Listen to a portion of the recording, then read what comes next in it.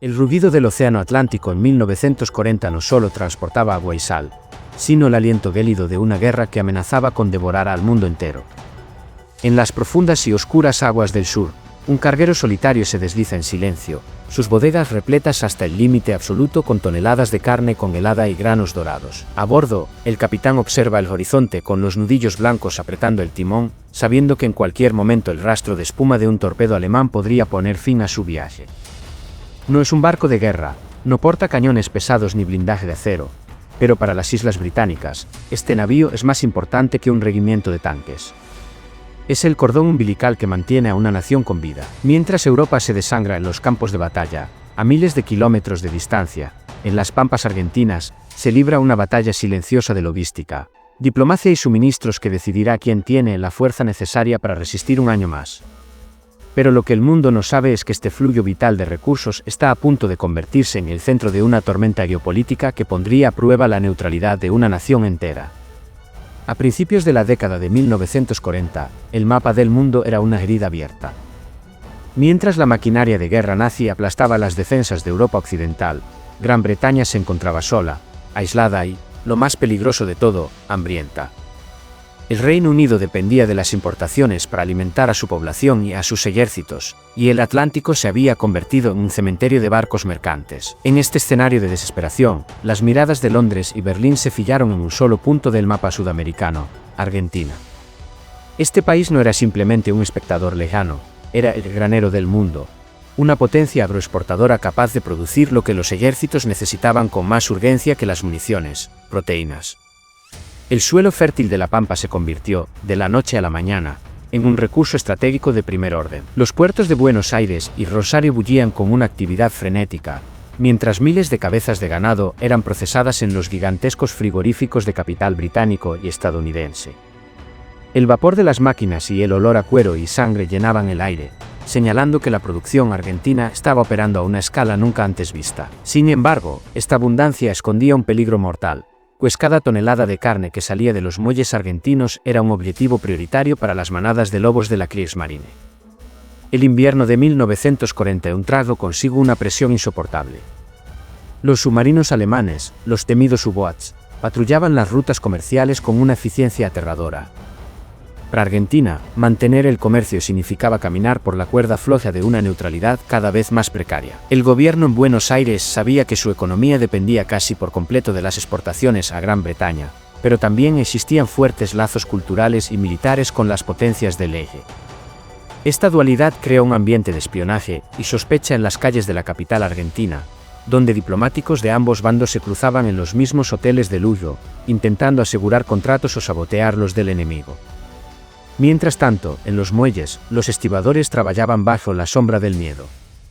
Un barco cargado de trigo argentino era, para Churchill, la diferencia entre la rendición y la resistencia.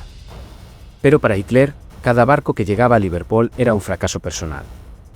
Lo que nadie podía prever era que el comercio no solo fluiría en una dirección, el intercambio de bienes esenciales comenzaría a transformarse en un juego de ajedrez donde el precio a pagar no sería solo en pesos o libras, sino en soberanía nacional. La logística de este comercio era una pesadilla de ingeniería y valentía. Los convoyes que partían de Argentina debían atravesar zonas donde el acecho de los submarinos era constante. Los cargueros de refrigeración, conocidos como reefers, eran piezas tecnológicas de vanguardia para la época, capaces de mantener la carne a temperaturas precisas durante semanas. Si el sistema de refrigeración fallaba por el impacto de una explosión cercana, la carga se perdía, y con ella, las raciones de miles de soldados. La tensión en las salas de máquinas de estos barcos era absoluta. Los ingenieros escuchaban los ruidos metálicos del casco, temiendo el sordo golpe de una mina magnética. En tierra firme, la demanda británica era insaciable. Argentina llegó a suministrar casi el 40% de la carne consumida en el Reino Unido durante los años más críticos de la guerra. Este dato no es solo una estadística económica, es la razón por la cual Gran Bretaña no colapsó durante el Blitz. Sin embargo, el costo de esta ayuda empezaba a cobrarse en otros frentes. Los Estados Unidos, que ya habían entrado en la guerra tras Pearl Harbor, veían con creciente desconfianza la postura argentina de no romper relaciones con el eje, iniciando un embargo de armamento que dejaría a las Fuerzas Armadas argentinas en una posición de vulnerabilidad tecnológica frente a sus vecinos. Hacia 1943, el aire en el Atlántico Sur estaba cargado de electricidad. La guerra de suministros había alcanzado su punto máximo de ebullición. El Reino Unido, corto de divisas debido al esfuerzo bélico, no podía pagar la carne argentina con dinero en efectivo. En lugar de eso, se llegó a un acuerdo que cambiaría la estructura económica de la región para siempre, el sistema de libras bloqueadas. Gran Bretaña pagaría sus deudas acumulando créditos que Argentina solo podría gastar comprando bienes británicos después de la guerra o adquiriendo las infraestructuras que los ingleses poseían en suelo argentino, como los ferrocarriles. Fue un pacto de necesidad mutua, pero con un trasfondo amargo. Argentina estaba alimentando a un imperio a cambio de promesas y rieles oxidados. Mientras tanto, el espionaje alemán en Buenos Aires intentaba por todos los medios interceptar las comunicaciones sobre las rutas de los convoyes. Los agentes de la Abwehr se infiltraban en los bares del puerto, tratando de escuchar conversaciones descuidadas de marineros borrachos.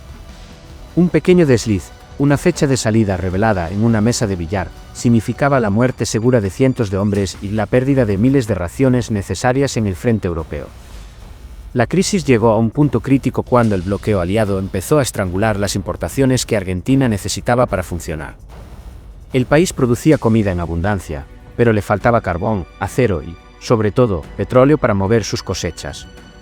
Se produjo una paradoja cruel: el país que alimentaba al mundo estaba empezando a sufrir escasez de combustible para sus propios tractores. En las zonas rurales, se empezó a utilizar el maíz y el lino como combustible para las locomotoras debido a la falta de carbón importado. Ver locomotoras de vapor alimentadas con granos de alta calidad era un testimonio gráfico de la distorsión que la guerra mundial había provocado. La desesperación llevó al gobierno argentino a intentar maniobras arriesgadas, tratando de adquirir barcos cisterna en el mercado negro internacional o negociando secretamente con representantes españoles para triangular mercancías. Pero la vigilancia de los aliados era total. Cada movimiento comercial era analizado en Washington y Londres con la precisión de un cirujano. El cerco se estrechaba, y la neutralidad argentina, que alguna vez fue una herramienta de beneficio económico, se estaba convirtiendo en una jaula política que amenazaba con aislar al país del nuevo orden mundial que se estaba gestando. En los puertos de Buenos Aires, los incidentes empezaron a multiplicarse. Barcos de bandera neutral argentina eran detenidos y requisados en alta mar por destructores británicos bajo la sospecha de que transportaban agentes o suministros para el eje. Cada vez que una de estas naves era hundida por error por un submarino alemán o interceptada por los aliados, la indignación pública en Argentina crecía, pero el gobierno se encontraba atado de manos. La economía nacional estaba encadenada a la exportación. Si el flujo de carne se detenía, el país colapsaría financieramente. Pero si continuaba bajo las condiciones impuestas por los aliados, la soberanía nacional se veía humillada. En este clima de incertidumbre, surgió una figura que entendería mejor que nadie cómo capitalizar este descontento: Juan Domingo Perón. Desde su posición en el Departamento de Trabajo y luego en la vicepresidencia, observó cómo la dependencia de las potencias extranjeras dictaba el destino de los trabajadores argentinos. La guerra no solo estaba cambiando el comercio, estaba sembrando las semillas de una revolución social y política que definiría el resto del siglo para la nación sudamericana. El año 1944 marcó el inicio del fin, pero la tensión, en lugar de disiparse, alcanzó niveles de pesadilla. Los aliados, preparando el desembarco en Normandía, exigieron que Argentina cortara todo vínculo con Alemania. La respuesta fue un juego de sombras diplomáticas que enfureció a los Estados Unidos. Se impusieron sanciones comerciales severas. Sin embargo, Gran Bretaña se encontraba en una posición incómoda: necesitaba las sanciones para complacer a su aliado estadounidense, pero necesitaba la carne argentina para alimentar a las tropas que cruzarían el Canal de la Mancha. El secretario de Estado de Cordell Hull llamó a Argentina la sede del fascismo en el hemisferio occidental, pero Churchill, en privado, recordaba a sus ministros que sin el cornet beef argentino, la ración de combate del soldado británico sería insostenible. Esta contradicción salvó a la economía argentina del aislamiento total, pero dejó cicatrices profundas. Los muelles estaban llenos de cajas marcadas con el sello Product of Argentina, listas para ser enviadas a las playas de Francia, mientras en las emballadas se cruzaban notas de protesta cargadas de veneno. El momento decisivo no ocurrió en un campo de batalla con tanques y granadas, sino en la firma de los contratos de suministro finales antes del fin de las hostilidades. Argentina decidió que no podía seguir siendo solo un proveedor de materias primas. Empezó a exigir precios más altos y a condicionar las entregas a la obtención de suministros industriales. Fue un acto de audacia política en medio de un conflicto global. Los diplomáticos británicos estaban atónitos. El país que habían considerado una colonia económica informal estaba empezando a mostrar los dientes. Pero el riesgo era inmenso.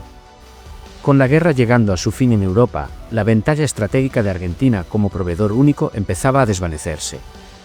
La pregunta que flotaba en el aire era qué pasaría cuando los cañones callaran y el mundo ya no necesitara desesperadamente la carne de las pampas. ¿Sería Argentina castigada por su neutralidad ambigua o sería recompensada por haber mantenido con vida a la población civil británica durante 5 años de hambre? Cuando la rendición de Alemania se hizo oficial en mayo de 1945, el balance del comercio argentino durante la guerra reveló una realidad asombrosa. A pesar de los submarinos, los bloqueos y las sanciones, Argentina había exportado volúmenes récord. Sus reservas de oro y divisas habían crecido hasta convertirla en una de las naciones más ricas del planeta en términos per cápita. Sin embargo, esa riqueza era una ilusión envenenada. La mayor parte de esas divisas eran libras bloqueadas en Londres, dinero que solo existía en los libros contables y que Gran Bretaña, exhausta y quebrada por la guerra, no podía pagar de inmediato. El impacto histórico de la contribución argentina al esfuerzo aliado es a menudo minimizado en los libros de texto tradicionales de historia militar, pero los archivos de logística cuentan una historia diferente. Se estima que, en ciertos periodos de la guerra, 1 de cada 3 raciones de carne consumidas por las fuerzas británicas en el norte de África y Europa provinieron de los frigoríficos del Río de la Plata. Los soldados que luchaban en el Alamein o que desembarcaban en Sicilia abrían latas que habían sido selladas en las orillas del Paraná. La influencia argentina en el comercio mundial durante la Segunda Guerra Mundial fue el motor invisible que permitió a los aliados mantener su resistencia logística mientras reconstruía su propia capacidad de producción. Fue una guerra ganada no solo con balas, sino con calorías. Pero el costo humano para Argentina también fue real. Cientos de marinos de su flota mercante perdieron la vida en el Atlántico, víctimas de un conflicto en el que su país técnicamente no participaba, pero del cual dependía su existencia misma. Al reflexionar sobre este capítulo de la historia, surge una imagen agridulce. Argentina emergió de la guerra como una potencia económica aparente, pero con un aislamiento político que la perseguiría durante décadas. La neutralidad, que permitió salvar la economía y alimentar a millones, fue vista por el mundo de la posguerra como una falta de compromiso moral. El legado del comercio bélico no fue solo una bonanza económica, sino una transformación estructural. Argentina aprendió que depender de un solo comprador extranjero era una receta para la vulnerabilidad. Esta lección impulsó la industrialización acelerada por sustitución de importaciones, cambiando para siempre el paisaje social del país, moviendo a miles de campesinos hacia las fábricas de las ciudades, creando la base social del peronismo. Sin embargo, ¿podría Gran Bretaña haber sobrevivido sin el flujo constante de suministros argentinos? La respuesta, según los propios diarios de guerra de la Oficina de Suministros Británica, es un rotundo no. La Argentina de la guerra fue un gigante logístico que operó en las sombras de la diplomacia, un país que alimentó la victoria pero que, en el proceso, perdió su lugar tradicional en el sistema comercial liderado por el Reino Unido. Fue el fin de una era de dominio británico en el Cono Sur y el comienzo de un camino incierto hacia la autonomía, marcado por la tensión entre el desarrollo interno y las presiones de las nuevas superpotencias. Hoy, las grúas de los puertos argentinos siguen moviendo granos y carne hacia los mercados globales, pero el eco de los años de la guerra aún resuena en las viejas estructuras de los frigoríficos abandonados en el sur de Buenos Aires. Aquellos edificios, que alguna vez fueron los pulmones de un imperio en guerra, hoy son monumentos silenciosos de una época en la que el destino de la libertad en Europa dependía de lo que sucedía en los pastizales sudamericanos. Nos queda la lección de que en los conflictos globales, el poder no solo reside en quien tiene el arma más grande, sino en quien controla los recursos básicos que permiten a una sociedad seguir funcionando bajo la presión más extrema. Argentina influyó en el comercio no solo como un vendedor, sino como un pilar esencial del equilibrio de poder, recordándonos que la historia de la guerra se escribe tanto en los campos de batalla como en las rutas mercantes que cruzan los océanos más peligrosos del mundo. ¿Fue la neutralidad argentina un acto de pragmatismo brillante para proteger su economía, o una oportunidad perdida para posicionarse del lado correcto de la historia desde el primer día? Al final, la carne y el trigo argentinos llegaron a las mesas de quienes más lo necesitaban, cumpliendo una función humanitaria y estratégica que pocos se atreven a reconocer en su justa medida. Mientras el mundo moderno enfrenta nuevas crisis de suministros y tensiones geopolíticas, la historia de Argentina en la Segunda Guerra Mundial se mantiene como un recordatorio vital de cómo las naciones periféricas pueden llegar a sostener el peso del mundo entero sobre sus hombros. Si este viaje por la historia de la logística y el comercio bélico te ha resultado fascinante, considera suscribirte para no perderte nuestras próximas investigaciones sobre los secretos mejor guardados de la Segunda Guerra Mundial. ¿Crees que Argentina habría prosperado más si se hubiera unido a los aliados desde el principio del conflicto, o su neutralidad fue la única forma de evitar una crisis interna mayor? Déjanos tu opinión en los comentarios y sigamos explorando juntos los hilos invisibles que mueven la historia.